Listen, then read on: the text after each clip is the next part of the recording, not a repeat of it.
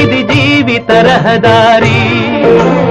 ఎంత దూరమో ఏది అంతమో ఎవరు ఎరుగని దారి ఇది, ఒకరికి సొంతం కాదు ఇది.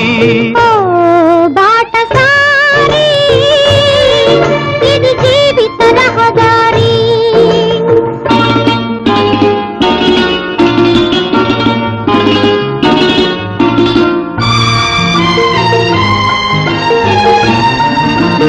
ఎవరు ఎవరికి తోడవుతారో, ఎప్పుడెందుకు విడిపోతారో,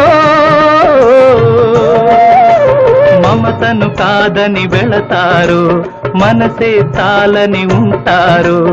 ఎవ్వరి పయనం ఎందాకో అడగదు ఎవ్వరిని.